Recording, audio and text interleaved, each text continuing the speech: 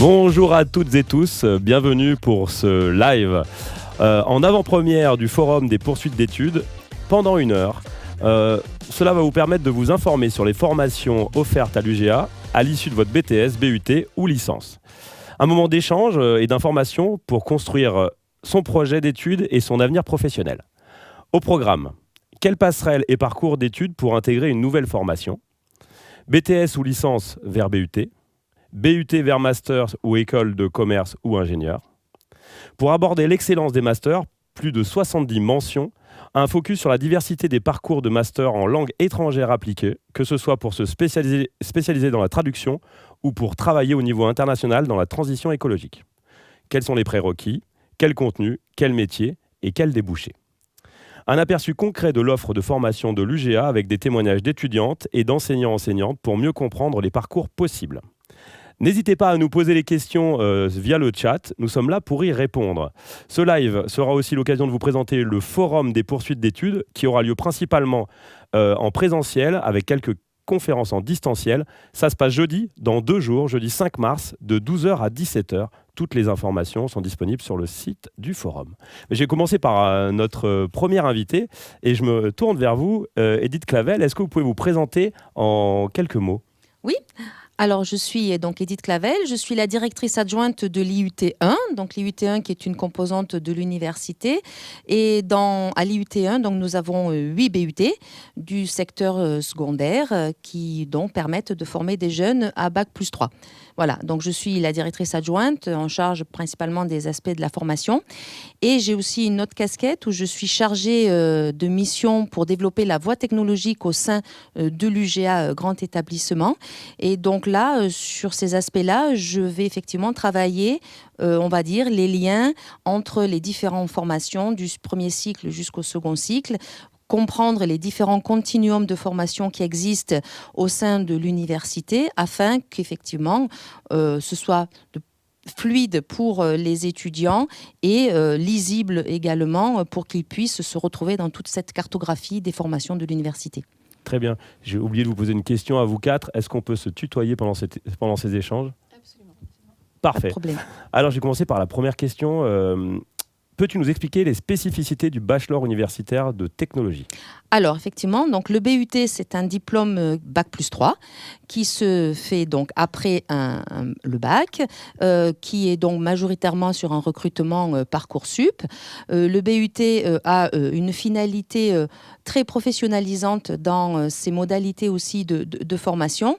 On allie du coup l'apport de connaissances et tout de suite la mise en situation pratique de cet apport de connaissances, ce qui fait que les jeunes, après un BUT, peuvent soit s'insérer professionnellement de façon efficace avec des débouchés multiples et variés dans les différentes entreprises, mais également avec cet apport de connaissances, ils peuvent continuer leurs études. C'est ce qu'on appelle la voie technologique dans le sens où on va tout de suite apprendre en BUT à mobiliser des connaissances et des compétences pour résoudre un problème complexe, enfin plus ou moins complexe selon le niveau, première, deuxième, troisième année, on complexifie les problèmes pour qu'effectivement ensuite ils puissent être employables ou qu'ils puissent continuer à travailler la résolution de problèmes ensuite en master ou en école d'ingé, toujours dans cette dynamique de mettre en situation pratique tout ce que j'apprends d'un point de vue théorique. Très bien. Quelles sont les passerelles possibles pour intégrer un BUT ? Alors, comme je l'ai dit tout à l'heure, le BUT, on intègre majoritairement après un bac, donc sur Parcoursup. Alors, selon effectivement le BUT dans lequel on veut aller, eh bien, il va falloir bien choisir les spécialités en terminale pour qu'il y ait un continuum, on va dire, dans le contenu. Mais ensuite, on peut effectivement intégrer un BUT après un BTS ou après une licence L1, enfin une première année de licence ou une deuxième année de licence. Donc là, on intégrera le BUT en deuxième année ou en troisième année. Là, bien entendu, il faut s'assurer, on va dire, d'une adéquation entre ce que l'on a fait avant et le BUT dans lequel on veut aller. Je n'ai pas précisé tout à l'heure, mais les BUT, en fait, majoritairement, la première année est commune et à partir de la deuxième année, on va commencer à se spécialiser dans un parcours de formation progressivement pour travailler des compétences spécifiques. Et donc, du coup, il va y avoir besoin qu'il y ait une adéquation entre, par exemple, le BTS que l'on aura préparé et le BUT dans lequel on veut aller, ou le parcours dans lequel on veut aller. Donc voilà, il est possible, bien sûr, d'intégrer un BUT après un BTS, après une L1, après une L2, mais Julie nous présentera son expérience. Et en revanche, après un BUT, on peut poursuivre ses études, que ce soit en école d'ingénieur ou en école de commerce, en école politique, enfin à l'IAE, à l'IEP, en master. Voilà, tout est possible. Tout est possible. Justement, c'était ma troisième question, mais tu viens d'y répondre. C'est voilà. Après un BUT, c'est toutes ces possibilités-là. Après un BUT, tout est possible et ça va être effectivement en fonction de son projet, de son projet professionnel, de son projet de formation, de ses appétences. Il y en a qui vont, il y a des jeunes qui vont vouloir effectivement une formation, se tourner vers une formation très très académique ou découvrir la recherche. Il y en a qui vont plutôt vouloir aller vers une formation très appliquée, tout en continuant leur formation. Voilà. Donc vraiment, tout est possible. Ça dépend de ce que l'on a envie de faire. Et les modalités aussi sont multiples. Il est clair que nos jeunes, quand ils sont à l'IUT, ont découvert l'entreprise, parce qu'il faut forcément, pour valider le diplôme, avoir une expérience en entreprise, sous forme de stage ou sous forme d'alternance. Ceci plaît beaucoup aux jeunes qui voient tout de suite, finalement, la mise en pratique de ce qu'ils ont appris.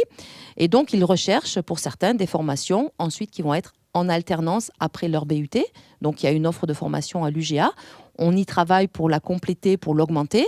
Il y a des écoles d'ingénieurs ou des écoles de commerce qui proposent aussi l'alternance, des fois pas tout de suite, après la deuxième année. Donc là, et les jeunes sont bien préparés au monde de l'entreprise pendant leur formation en BUT, ce qui fait qu'effectivement, c'est, je pense, intéressant pour les formations qui les accueillent ensuite en master, mais ça, on aura l'occasion d'en reparler avec les collègues. Merci beaucoup. Justement, on va passer à toi, Julie.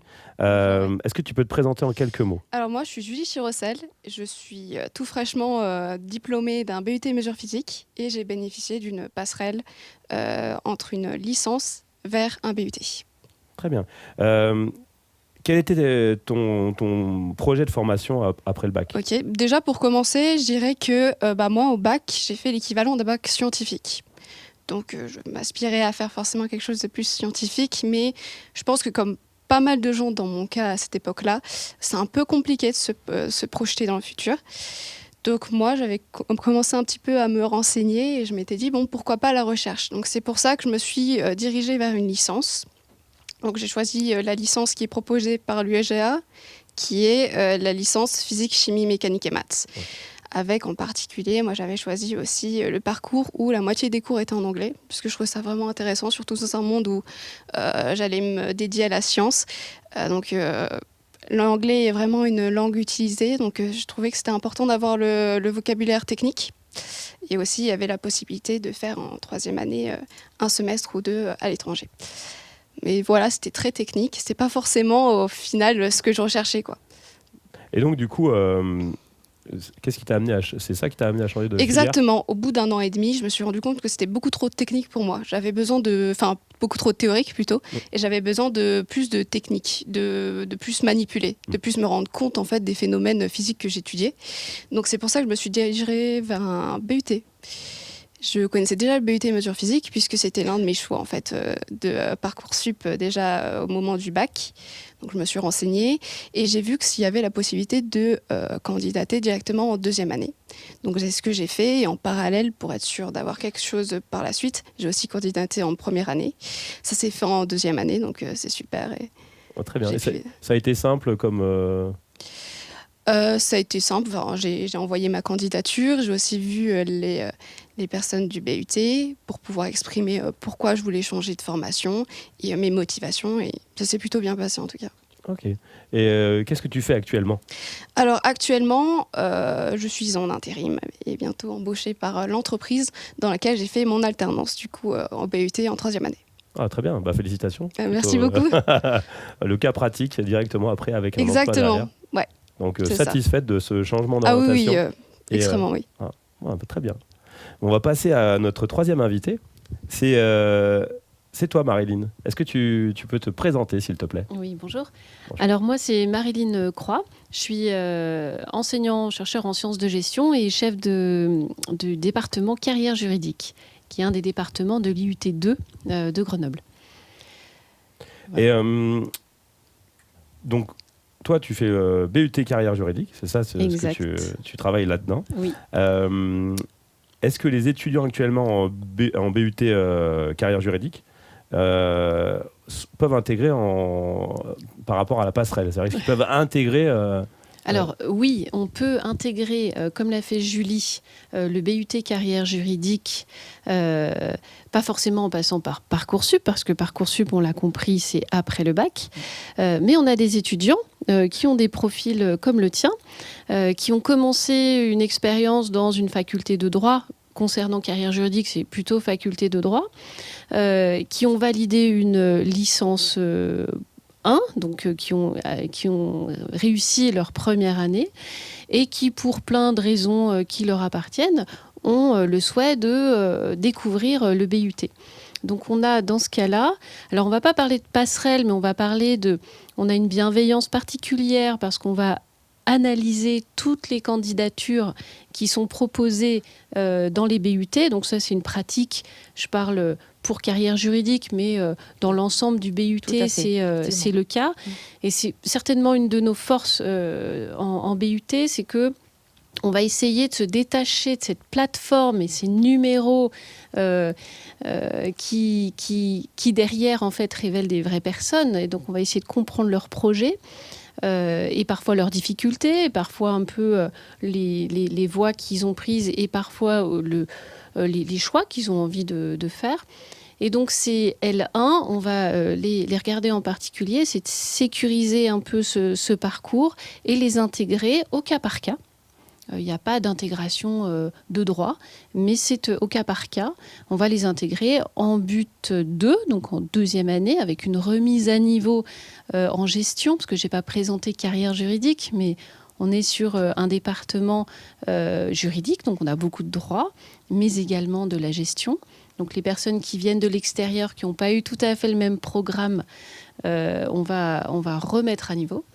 Et puis ceux qui ont eu une licence 2, qui ont validé 2 années, eh bien, on va essayer de les intégrer en but 3.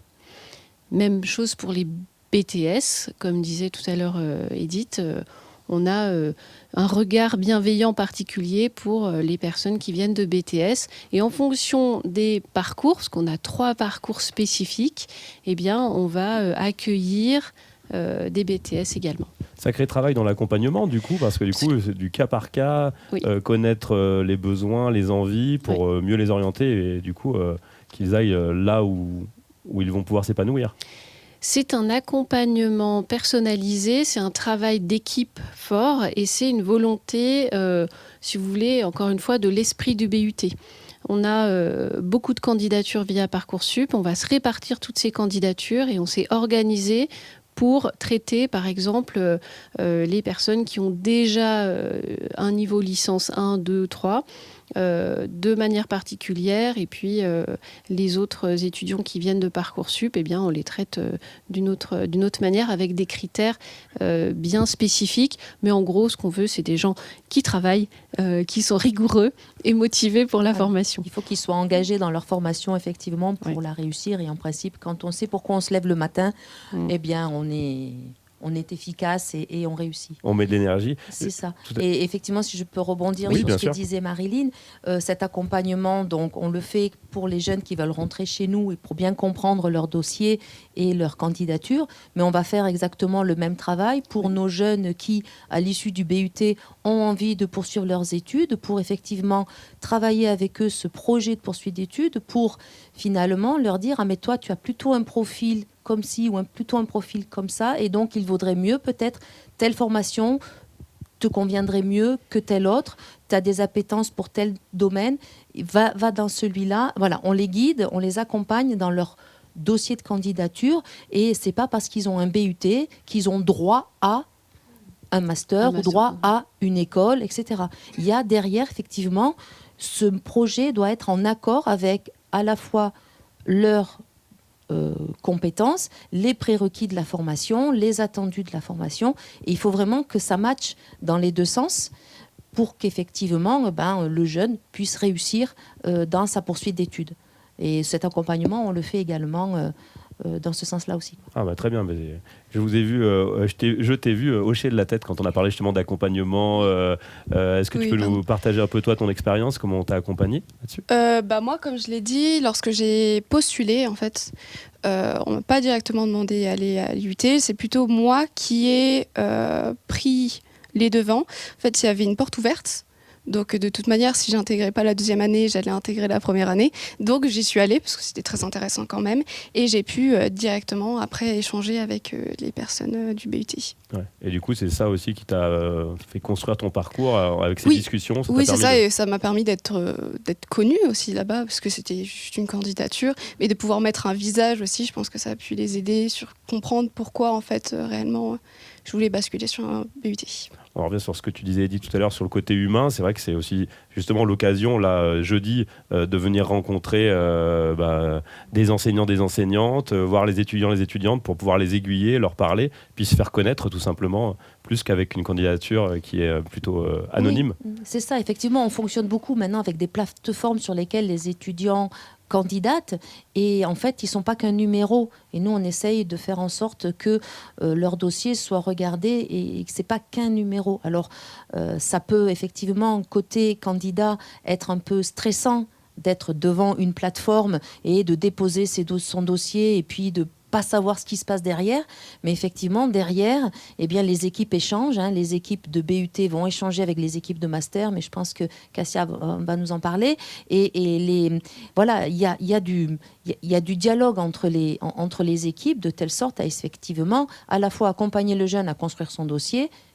Et les formations se connaissent entre elles pour savoir effectivement comment lire les dossiers qui ont été préparés. Ça, c'est intéressant aussi pour les personnes qui nous écoutent, justement, de voir que du coup, il y a tous l'arrière-boutique où du coup, vous communiquez pour travailler ensemble, pour faire au mieux pour les étudiants et les étudiantes. C'est ça. C'est vrai qu'on ne le voit pas de prime abord face à cette interface pour numérique. Pour les flux entrants et les flux sortants, comme tu expliquais. On se rapproche de différentes composantes pour sécuriser encore une fois les parcours, qu'ils soient pour rentrer dans nos BUT ou pour trouver la meilleure des formations. S'ils souhaitent continuer en master, on va affiner par exemple nos avis de poursuite d'études parce qu'on a des maquettes qui sont parfois un peu complexes, avec plein de projets, plein de notes, plein d'unités d'enseignement. Eh bien, on doit faire cet effort, nous, responsables de BUT, de simplifier pour une meilleure lecture pour les responsables de master qui, derrière, doivent choisir les meilleurs candidats qui ont un profil intéressant pour leur formation.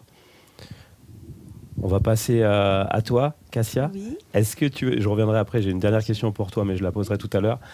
Cassia, est-ce que tu peux te présenter, s'il te plaît? Oui, donc je suis Cassia Troyan, je suis enseignante-chercheuse rattachée au département MIH, mathématiques et informatique appliquée aux sciences humaines et sociales, à l'UGA, et co-responsable du master MIH, parcours informatique et cognition, chargé de M1. Eh bien justement, est-ce que tu peux nous présenter ce master MIH? Très bien. Donc, le master MIH s'intègre dans la riche panel de formation à l'UGA. Il y a plus de 70 masters. Donc, le master MIH, c'est un master, comme je vous disais, mathématiques et informatique appliquée aux sciences humaines et sociales. C'est un master fortement interdisciplinaire. À l'interface située entre les sciences de l'ingénieur et les sciences humaines et sociales. C'est un master, la mention MIH elle est portée par 3 composantes à l'UGA, donc la faculté d'économie et gestion, FEG, la composante mathématiques appliquées et informatique, MU2AG, et aussi l'UFR SHS, donc l'UFR Sciences, Hommes et Société. Donc, c'est un master qui vise à former des spécialistes en informatique, en analyse de l'information, analyse des données, analyse aussi économique, avec une dimension qui s'intéresse aux problématiques spécifiques des sciences humaines et sociales. Donc, c'est un master qui a 4 parcours. Donc, nous avons le parcours Business et Data Analyst, qui est porté par la faculté d'économie. Nous avons le parcours IC, donc Informatique et Cognition, porté par l'UFR-SHS. Nous avons le 3e parcours Double Compétence, Mathématiques et Informatique, porté également par l'UFR-SHS. Et nous avons le dernier parcours, c'est le parcours Statistique et Sciences des données, porté par la IM2AG. Donc, c'est un master, comme je disais, fortement interdisciplinaire qui a environ 140 étudiants, entre 15 et 25 étudiants par parcours et par année, avec un taux d'insertion professionnelle de plus de 92%. Ah oui, très bon taux. Et justement, ils viennent d'où ces étudiants qui intègrent le MIAH? Donc justement, le master, les étudiants, donc la provenance de nos étudiants, c'est très varié. Donc je peux parler de la licence, des licences informatiques, des licences MIAH, des licences économie et gestion. Donc c'est très varié, mais également des BUT. Donc, comme disait Edith, nous avons des contacts avec les responsables des BUT, des départements notamment informatique et sciences des données. Donc, nous allons présenter régulièrement en fin d'année, justement, nous allons présenter nos masters à BUT de façon à échanger avec les étudiants, discuter sur les différentes colorations des 4 parcours. Et nous avons donc plusieurs étudiants des BUT qui ont intégré les parcours de master avec un taux de réussite assez impressionnant. Assez élevé également. Assez élevé. Quels sont les prérequis pour...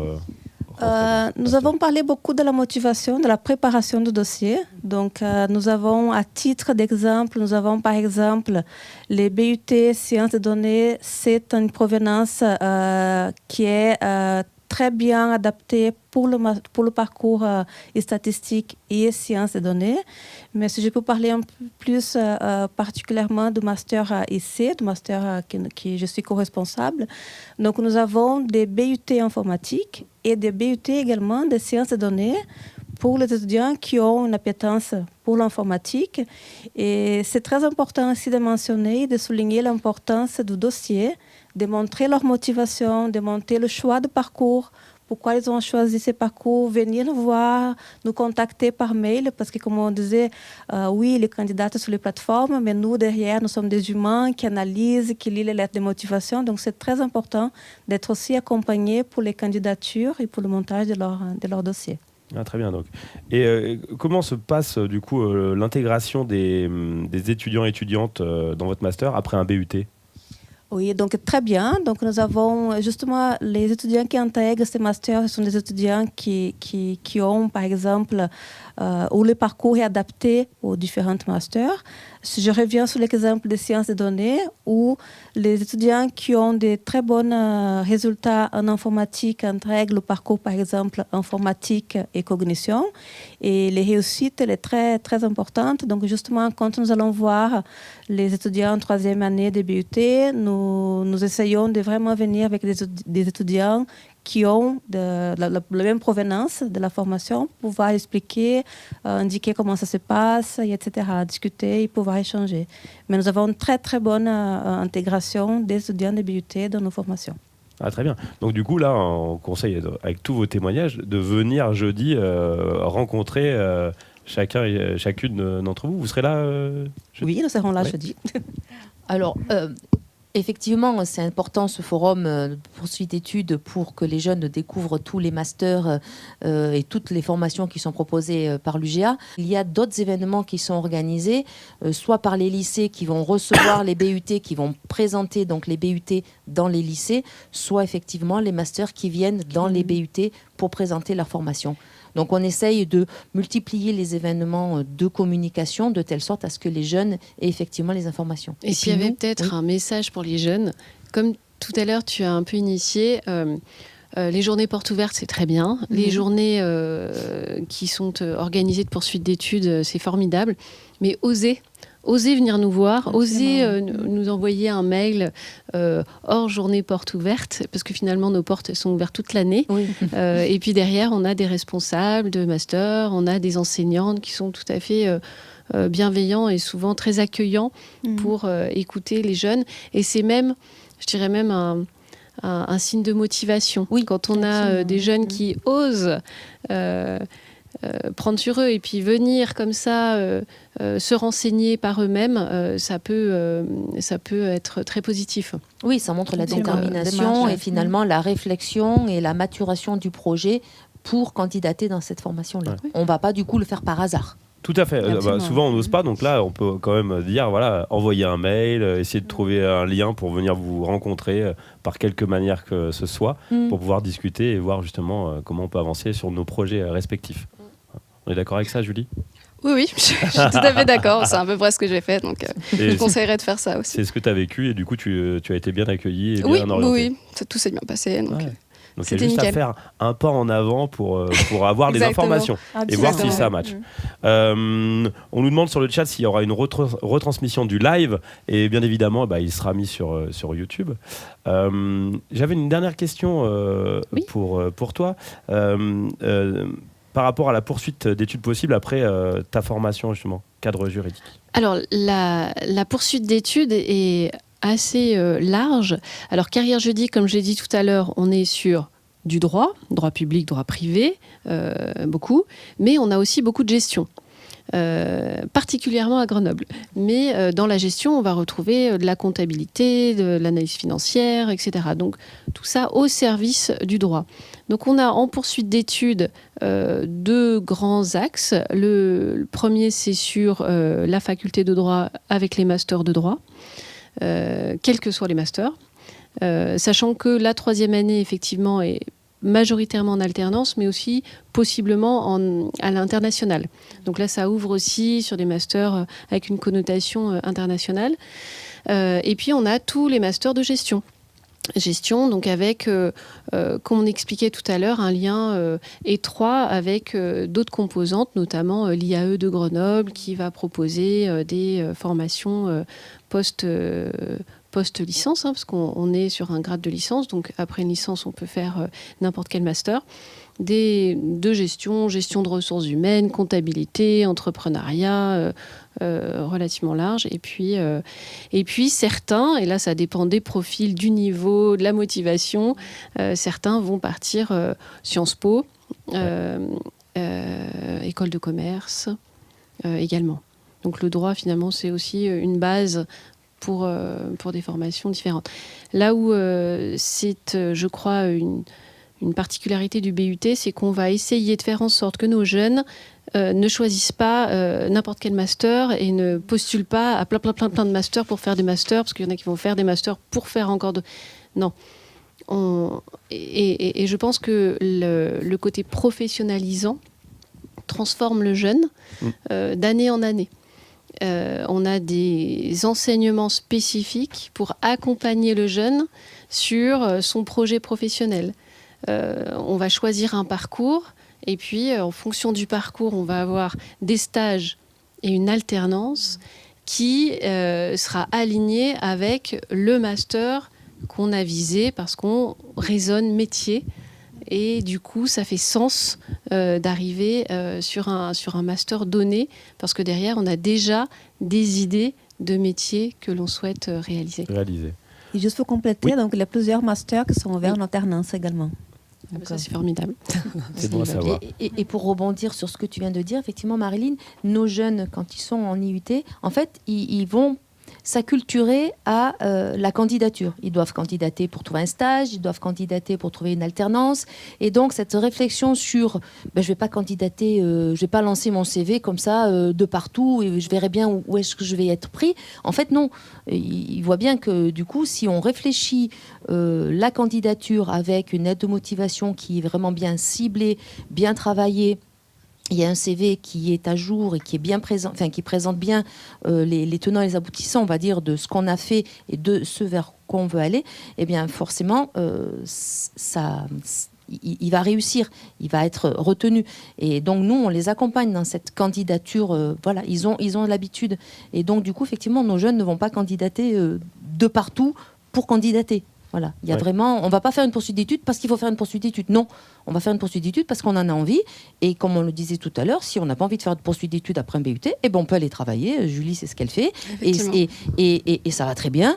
Et voilà, c'est le projet du jeune, sachant que bien sûr, Julie, si elle a envie, ou voilà, après un BUT et une expérience professionnelle, on peut, grâce à de la validation d'acquis de l'expérience, retourner et valider un master. Voilà, on peut reprendre ses études quand on veut. Il n'y a pas de problème. Et là aussi, l'UGA a des accompagnements également. Et en master, vous pouvez avoir effectivement des reprises d'études après une expérience professionnelle. Si je résume, on communique, on cible, on peaufine avec vos conseils pour aller là où on souhaite aller, du moins où on a réfléchi. Il y a quand même une grosse réflexion à avoir pour avoir la motivation, pour continuer. Donc venez rencontrer, ça sera jeudi et à d'autres moments. Merci à vous, c'est la fin de cette première partie. Merci à vous quatre. Merci. On va avoir une petite vidéo qui va durer 2 minutes 30 et derrière, je vous retrouve avec 4 nouvelles invitées. À tout de suite.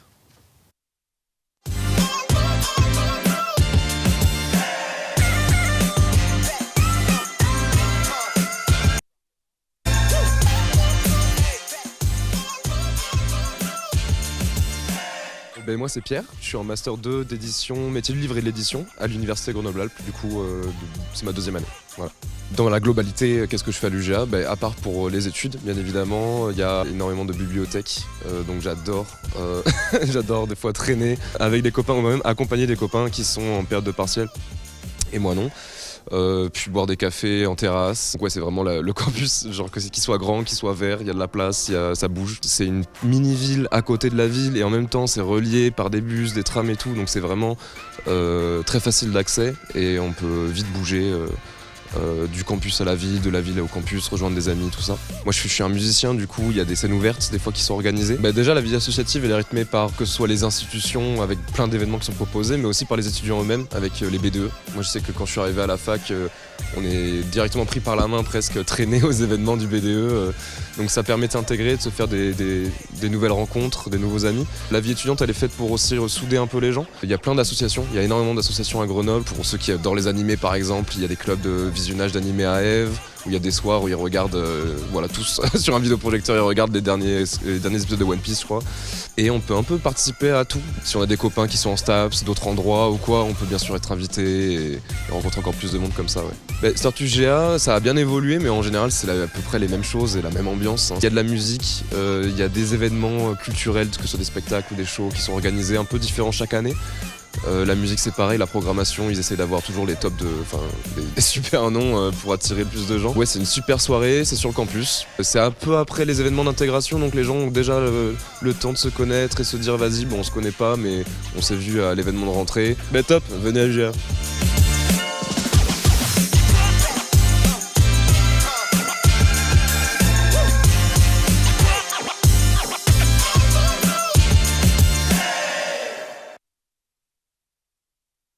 Bienvenue pour cette deuxième partie où nous allons aborder l'excellence des masters, plus de 70 mentions. Un focus sur la diversité des parcours de master en langue étrangère appliquée, que ce soit pour se spécialiser dans la traduction ou pour travailler au niveau international dans la transition écologique.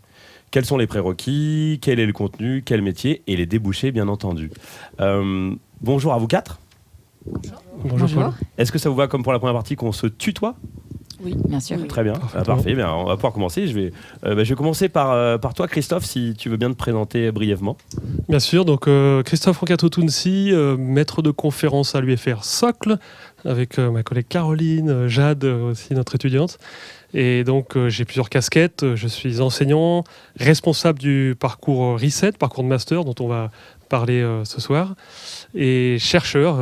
Et dans le cadre de ma recherche, je m'intéresse à la mobilité active, à la mobilité à vélo, et ce qui me permet de réinjecter quelques tours de pédale comme ça dans les cours avec grand plaisir. Et bien justement, tu as parlé du parcours Reset. Est-ce que tu peux nous en dire quelques mots ? Oui, donc Reset, c'est un acronyme qui interpelle, me semble-t-il, et qui derrière lequel se cachent les mots ressources, environnement et société en transition. Et le mot ressources, d'emblée, nous interpelle, puisqu'il fait davantage écho aux sciences de la Terre, à la géologie, aux études de langue. Là où est hébergé le master. Et pour la petite histoire, Reset est né suite à un partenariat avec les géologues de l'UGA. On a fait tout un tas de terrains au Portugal, dans les Alpes, et on a associé des étudiants d'un master qui s'appelle le CICM donc à l'UFR LEA, l'UFR Socle, avec des étudiants de géologie, et il y a une sorte de magie qui a opéré. On a articulé des sciences sociales avec des sciences de l'ingénieur et des géosciences, et on a vu des étudiants mener des réflexions extrêmement intéressantes sur les enjeux de transition écologique. Et donc on a élargi en fait ce qui était un module à la base pour en faire un parcours qui est assez récent, qui s'inscrit un petit peu dans le sillage en fait du texte de Jean Jouzel, dont certains se rappelleront. Jean Jouzel appelait dans les années 2020 à sensibiliser et former les jeunes aux enjeux de la transition. Et donc nous, on a relevé le défi et on forme donc les étudiants. Du moins on essaye. Jade nous dira si on le fait bien ou pas. Et donc, on a structuré en fait le parcours de master autour de 4 compétences clés. Donc, la première, elle est évidente, c'est une bonne compréhension des enjeux socio-écologiques, j'insiste bien sur l'articulation. Et donc, on s'intéresse notamment aux grands secteurs clés de la transition, le transport, les systèmes énergétiques, l'agriculture, etc. La deuxième compétence, et là, ça nous permet de rappeler qu'on est bien en LEA, donc aux langues étrangères appliquées, c'est la compétence communicationnelle en 3 langues, on y reviendra, le français, l'anglais et une langue B, soit l'espagnol, soit l'italien. Donc c'est important pour les gens qui nous écoutent, parce que si vous faites du japonais, ce qui est très bien, ça ne vous permet pas d'accéder en fait au master.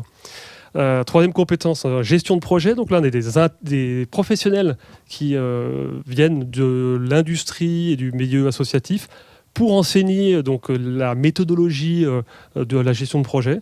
Donc ça me permet de souligner le fait que les pros sont présents à hauteur de 150 heures à peu près dans la maquette. Et la dernière compétence qui structure nos cours, la compétence interculturelle. On retombe encore sur nos pattes, on est bien en LEA, et donc on regarde ces enjeux socio-écologiques à travers un prisme international. Je m'arrête là, Paul. C'est très bien, parce que j'ai une autre question, mais on pourra continuer après. Hein. Tu dis ce que tu veux, Christophe. Question, c'est quels sont les prérequis pour intégrer cette formation ? Oui, donc... La motivation, j'ai compris sur la motivation. Ah, voilà, ça c'est le... Ça, c'est le prérequis pour tout le monde. Disons qu'on est sur des questions de société. Et donc, je pense, mais c'est peut-être un biais, mais disons que je pense que les jeunes qui viennent rejoindre ce parcours de master ont... Quelque part, il faut qu'ils aient envie d'en découdre un petit peu avec ces questions de société qui sont touffues, qui sont complexes, qui opèrent comme ça des mouvements de bascule. Quand on a monté le master, clairement, il y avait un élan qui a porté ce projet. Aujourd'hui, on l'a bien compris, la bascule s'opère dans l'autre sens. Donc, il faut quand même, si vous voulez, inscrire cette démarche sur le temps long. Jade en est l'exemple parfait, elle va nous en parler. Donc ça, c'est vraiment quelque chose d'essentiel. Donc ensuite, disons qu'on a des étudiants qui sont issus des filières LEA, mais on a également des étudiants qui sont issus de géographie, ou comme Annika cette année, qui vient d'Allemagne. Elle a fait une licence en donc, ce qu'ils appellent forestry, donc s'intéresser aux enjeux de la forêt en lien avec les questions socio-écologiques. Et donc ça c'est excellent pour nous, parce que ça veut dire qu'on a des promotions très hétérogènes, avec des profils différents, et on s'éclate, je crois. Dernière question, après je passe à toi, Jade. Une fois qu'on a fait le master, ça amène à quel métier ? Donc disons que c'est un master transdisciplinaire qui ne permet pas de se spécialiser.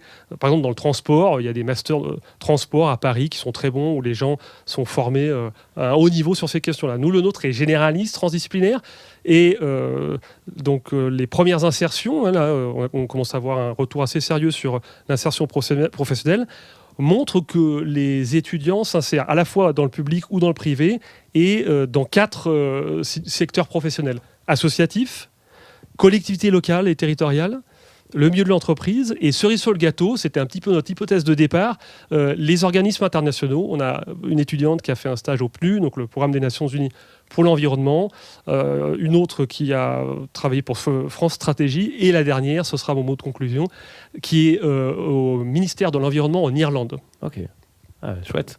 Chouette. Beau parcours. Tu pourras reprendre la parole quand tu le souhaites, Christophe. Merci. J'en prie. On va passer à toi, du coup, Jade. Si tu peux te présenter, pareil, brièvement. Eh bien, bonjour, je m'appelle Jade Belmonte. Je suis étudiante en première année, du coup, dans le master RISET, qu'a présenté magnifiquement Christophe, et en parcours anglais-espagnol, pour ma part. Ok. Est-ce que tu peux nous expliquer ton parcours de formation depuis le bac ? Oui, alors du coup, moi, je suis diplômée d'un baccalauréat général équivalent bac L. Après ça, je suis rentrée en licence, du coup, langue étrangère appliquée, ici à l'UGA. J'ai fait une année L0 puisque j'ai choisi le parcours anglais-japonais. Et sachant Il que avait j'avais dit de ne pas faire japonais. Alors, c'est une exception. Sachant que j'avais pas les prérequis pour entrer directement en L1 avec. Enfin, j'avais aucune compétence en japonais. J'ai fait du coup une L0 pour avoir un niveau minimum pour entrer en L1. Donc ensuite, j'ai poursuivi ma licence pendant 3 ans et en L3, je me suis spécialisée du coup dans l'aspect ERS, du coup que Christophe représente avec Monsieur Collomb. Et après ça, eh bien, j'ai découvert le master RISET dont j'avais vraiment aucune connaissance. Et du coup, j'ai décidé de m'engager dedans cette Et année. alors justement, pourquoi ce master ? Alors, moi, c'est quand même des thématiques qui me tiennent à cœur depuis petite, de par mon éducation, etc. Et travailler déjà dans le domaine des langues, c'est quelque chose qui m'attirait de base. C'est pour ça que j'ai fait la licence LEA, tout ce qui est aspect international, etc. Mais c'est vrai que moi, le secteur de l'environnement ou le secteur associatif, c'est des thématiques qui me tiennent à cœur et du coup ça me paraissait en fait évident de continuer là-dedans, c'était naturel pour moi et le fait que ce soit aussi des sciences sociales, moi je suis pas très scientifique, donc c'était un peu aussi une opportunité de pouvoir continuer d'aborder ces thématiques-là qui sont souvent abordées de manière scientifique, ce qui est très bien, mais c'est chouette aussi d'avoir une vision un peu plus structurelle et systémique de ces questions-là. Et le fait que ce soit en plusieurs langues avec plusieurs cours vraiment très larges, on a du droit, on a de l'analyse quantitative, etc., de l'économie, c'est vraiment chouette que ce soit aussi divers. Donc voilà. Merci Jade. Et quel projet après le master ? Alors, j'ai la chance de faire mon stage là en M1 à la direction de la transition écologique de l'UGA cette année. J'aimerais bien faire mon stage à l'étranger l'année prochaine. Donc, suivant ce que je fais actuellement et ce que je vais faire comme stage, j'aimerais beaucoup travailler à l'étranger, si possible dans l'associatif ou dans les ONG, etc. Tout ce qui est gestion de projet, c'est quelque chose qui m'intéresse beaucoup. Essayer de mettre en place des projets concrets sur ce qui est notamment la biodiversité, ça peut être vraiment chouette. Oui, une histoire on parlait de motivation, mais c'est de la conviction même du coup, de cet engagement. Merci à vous, Jade, à toi. Merci beaucoup. Est-ce que tu as un pays où tu voudrais aller, où tu as déjà ciblé quelque chose, ou une association qui te plaît ? Alors, idéalement, en tant que pays, comme j'ai pas eu la chance de pouvoir partir en L3 au Japon, j'aimerais beaucoup essayer d'aller là-bas. On avait Ce dit qu'il fallait pas faire. ce serait l'occasion. Sinon, Royaume-Uni, tout ça, moi je suis preneuse de tout, je veux un peu découvrir ce qui m'entoure. Et sinon, dans les associations, ça peut être vraiment très très large. Je sais que j'aime beaucoup Sea Shepherd ou ce genre de choses. Après, voilà, on verra bien, mais... On verra. Paul, je peux souligner un dernier point. Oui, avant bien qu'on sûr, passe je vais la passer parole la parole à Caroline. Et juste, on organise des terrains en fait régulièrement qui créent beaucoup de synergie entre les étudiants. Et on l'a pas mentionné parce qu'on a braqué le projecteur ailleurs, mais c'est un des points intéressants de la formation. Il y a plein de choses qui se passent pour les terrains. Tu peux juste nous expliquer ce qu'est un terrain, parce Oui, que pour moi, je vois ce que c'est un terrain, la délimitation, mais Et peut-être voilà, c'est autre chose. c'est disons un objet pédagogique qu'on a emprunté aux géographes, aux géologues, aux urbanistes qui sortent souvent de l'université pour aller voir comment les thématiques étudiées s'inscrivent à l'échelle d'un territoire. Et donc, on a emprunté cette idée en se disant que ce serait sûrement très pertinent d'un point de vue pédagogique. Et donc, ça nous amène, par exemple, dans la vallée de la Romanche, pour comprendre les enjeux liés à l'eau, la biodiversité, les enjeux énergétiques. Donc ça crée une bonne synergie au sein des groupes et puis ça permet d'entrer en contact avec des élus, des associations, etc., etc. Voilà. Donc c'était juste pour souligner ce dernier tu as bien point. fait d'être dans le concret, un peu comme dans la première partie où on va en entreprise. Là, c'est aller voir des gens, rencontrer des gens, découvrir des associations, des élus et voir comment ça se passe sur le terrain. Merci. Super, merci. Merci. Caroline, est-ce que Bonjour. est-ce que tu peux te présenter en quelques mots, s'il te plaît? Oui, alors moi je suis professeure en linguistique appliquée et en traduction à l'UFR Socle, donc Société Culture et Langue étrangère. Et en tant que chercheuse, j'étudie depuis presque 10 ans les impacts de l'automatisation sur la profession de traducteur et donc les nécessaires adaptations de nos formations face à ces changements profonds. Et puis donc depuis cet automne, je suis co-responsable du master, du parcours de traduction spécialisée multilingue du master LEA avec mon collègue Aurélien Talbot. Justement, est-ce que tu peux nous présenter ce parcours? Oui. Alors le parcours de traduction spécialisée multilingue, c'est un master LEA qui combine donc l'anglais et une autre langue avec le français. Quand on dit traduction spécialisée, ce sont toutes les traductions qui ne sont pas la traduction littéraire.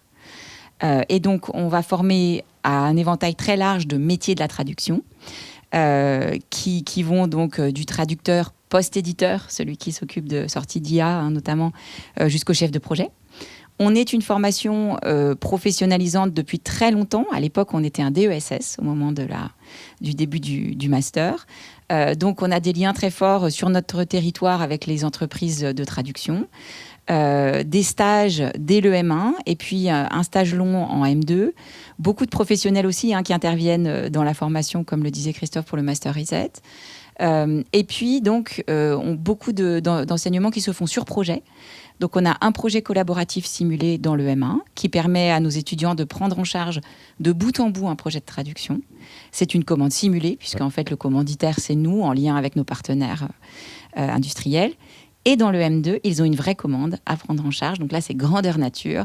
Et de nouveau, ils vont traiter ce projet de bout en bout et le livrer au terme donc, de la période qui leur est allouée pour traiter ce projet. Donc ils sont concrètement tous ensemble dans une salle. On a le chef de projet, on a les traducteurs, ils sont en temps limité. Et puis à la fin, ils livrent. Belle expérience. Très belle expérience. Quels sont les prérequis pour entrer dans cette formation ? Alors, c'est une formation qui nécessite donc d'avoir 2 langues étrangères, comme c'est le cas dans la filière LEA.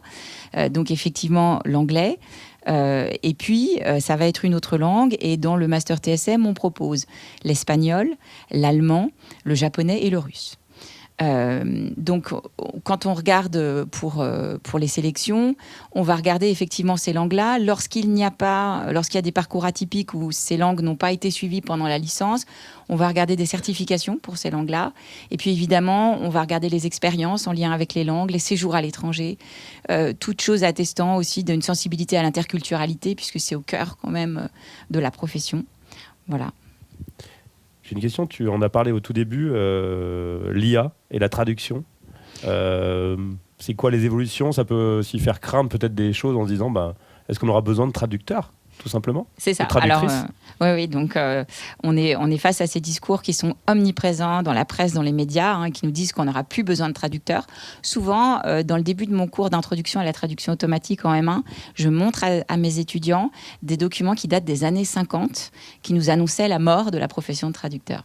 Et ce qu'on voit, en fait, c'est que les volumes ne font qu'augmenter. Le multilinguisme est vraiment accéléré par ces technologies et c'est formidable. Mais les traducteurs n'ont toujours pas disparu.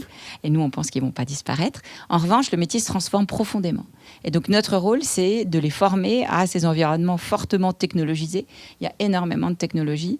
Et donc, les évolutions du master vont vers plus de technologies, sans négliger pour autant les compétences fondamentales, qui sont, comme je disais, l'interculturel, les langues et donc la compétence de traduction. Merci. Ça peut rassurer, du coup, que depuis les années 50, ça devait disparaître et on est encore là. Enfin, vous êtes encore là. Oui, c'est ça. J'ai une question sur le chat qui est venue, donc je vous la pose. Est-il possible d'intégrer LEA, parcours Reset, avec une licence SVT ? C'est pour Christophe. C'est pour Christophe ? Oui, alors ça permet de souligner le fait que Caroline intervient dans Reset aussi, il y a plein de passerelles. Oui, a priori, mais on a quand même un couple de langues qui en fait va déterminer la réponse finale. Il faut que la personne nous dise si elle a fait. L'anglais, a priori, elle en a fait, mais il faut que sa deuxième langue soit l'espagnol, soit l'italien. Et donc, voilà, donc si c'est le cas, c'est tout à fait possible, puisque un profil SVT prépare vraiment magnifiquement bien à ce qu'on fait en Reset. Merci pour cette réponse. Je vais passer à Laurence. Laurence, bienvenue. Bonjour. Pareil, si tu peux te présenter en quelques mots. Oui, donc moi je suis Laurence Menu, je suis responsable du service orientation à la direction de l'orientation et de l'insertion professionnelle et notamment chargée de l'organisation du Forum des poursuites d'études qui est un temps fort là, de cette semaine pour l'Université Grenoble-Alpes et pour présenter les formations. Justement, c'est jeudi, donc dans 2 jours, de 12h à 17h. Ça aura lieu où ? Alors, c'est sur le campus, c'est sur 2 lieux différents, c'est organisé par grand domaine. Donc, il y a le DLST où il y aura l'ensemble des formations du domaine sciences, technologies, santé, ingénierie, et puis les trois autres domaines qui seront présentés sur la galerie des amphis. Donc, c'est arts, lettres, langues, droit, économie, gestion, management, sciences politiques et sciences humaines, sociales et architecture. Voilà, c'est les grands domaines, l'organisation des formations de l'UGA en grand domaine. Et c'est vrai que les masters qui viennent d'être présentés seront présents sur des conférences, sur des stands à la galerie des amphis. Justement, qu'est-ce qu'on va pouvoir trouver pendant ce forum ? Alors, il y a près de 70 conférences sur l'ensemble des formations. Alors, beaucoup de masters, mais aussi des licences professionnelles, les diplômes d'ingénieurs, les diplômes de sciences politiques, une information aussi sur les possibilités de poursuivre en doctorat. Donc, voilà, il y a une grande diversité de formations qui sont présentées, soit sur des conférences, soit sur des stands. Et pour ceux qui nous regarderaient, qui ne sont pas sur Grenoble, il y a aussi 36 conférences qui sont également à distance. Donc voilà, tout le programme est sur le site du Forum des poursuites d'études pour retrouver toutes les heures des conférences, les thématiques. Et alors, pourquoi il est important de s'y rendre ? Pourquoi il faut venir jeudi entre 12h et 17h, ici même ? Ça a déjà pu être dit à d'autres moments, mais c'est vrai que pour s'informer sur un master, sur une licence professionnelle, on peut regarder la fiche de la formation, on peut, mais quand même d'écouter un enseignant qui présente cette formation, de rencontrer des étudiants, de pouvoir poser des questions, c'est quand même très très important. C'est aussi l'occasion justement des étudiants qui hésiteraient entre plusieurs formations, d'assister à plusieurs conférences. Il y a un certain nombre d'étudiants en 2e et 3e année de licence qui n'ont pas de cours cet après-midi-là et qui vont pouvoir justement se renseigner à ce moment-là. Et puis, il y a aussi des stands de l'espace orientation insertion professionnelle avec les collègues de la direction qui vont pouvoir, les conseillères, qui vont pouvoir accompagner, renseigner les étudiants aussi qui hésiteraient entre deux formations, leur donner des conseils pour faire leur candidature. Voilà. Parce que... Donc il faut absolument venir pour rencontrer, découvrir. Oui, tout à fait. Et du coup, Laurence, et pour vous aussi, tous et toutes, qu'est-ce que vous aimeriez dire aux étudiants, aux étudiantes là, qui sont, parce qu'on se questionne sur nos parcours à n'importe quel moment, qu'est-ce que vous aimeriez leur dire par rapport à ces rencontres ou par rapport à vos formations, à vous dire, ou par rapport à ton parcours quelque chose que vous dites, tiens, ça c'est important, dans mon parcours j'ai vécu ça, ou j'aimerais qu'ils vivent ça. Est-ce que vous avez quelque chose à dire? Je commence ? Oui. Moi, je pense qu'il y a un point qui est très important, c'est l'internationalisation de nos formations. On y travaille tout le temps, on a plein de partenaires, on a la chance à l'université d'être vraiment cosmopolite et ouvert sur des réseaux d'universités étrangères, notamment européennes, mais pas que. Dans le Master TSM, on a un double diplôme avec l'université de Swansea au Pays de Galles.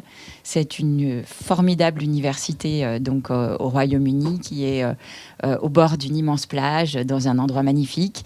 Et donc, on encourage nos étudiantes et étudiants à profiter de ce double diplôme. Actuellement, on est en train de développer un double diplôme avec l'Espagne, avec l'université d'Alcalá, qui est le berceau de Cervantes, la ville natale de Cervantes. Oui, il y a de la réflexion aussi là derrière quand vous cherchez des partenariats. Merci, Caroline. Qui veut prendre la parole ? Moi, je vais juste ajouter en tant qu'étudiante que faut pas hésiter à se renseigner, à rencontrer des gens, à poser des questions, parce que moi, si j'avais pas fait ce petit travail-là qui demande finalement pas tant d'énergie, mais faut juste se lancer, j'aurais jamais découvert le master et la voie dans laquelle je suis qui me convient parfaitement. Donc ouais, pas hésiter à aller voir des gens, à se renseigner et à poser des questions aussi aux professeurs qui sont toujours aptes à répondre à nos questions. Donc c'est très chouette. Merci Jade pour ce retour. Christophe, tu voulais dire quelque chose ? Deux choses peut-être, oui, pour prolonger un petit peu ce que Caroline a dit. Donc le Master TSM offre la possibilité d'aller à l'étranger et le Master Reset permet de côtoyer des gens qui viennent de l'étranger. Donc il y a des va-et-vient. Et je crois que c'est une des signatures de Grenoble et de l'UGA. On a un partenariat avec une graduate school qui attire des étudiants qui viennent vraiment des quatre coins de la planète, pakistanais, indiens, sud-africains et j'en passe. Et donc c'est vraiment très, très agréable puisqu'il y a certains cours, certains projets qui sont justement avec cette promotion-là. Et donc on voyage sur place, donc ça c'est sympa. Tu essayes de lutter contre la plage, Christophe. Vous voyez, c'est ça. C'est dur. C'est dur, mais il y arrive quand même. On peut faire. Merci Christophe. Laurence, un mot. Effectivement, d'être dans cette idée d'oser faire des candidatures, mais aussi prendre un grand soin à ces candidatures, c'est important. On l'a vu, ça a été dit. Elles sont regardées. La motivation est importante. De bien penser.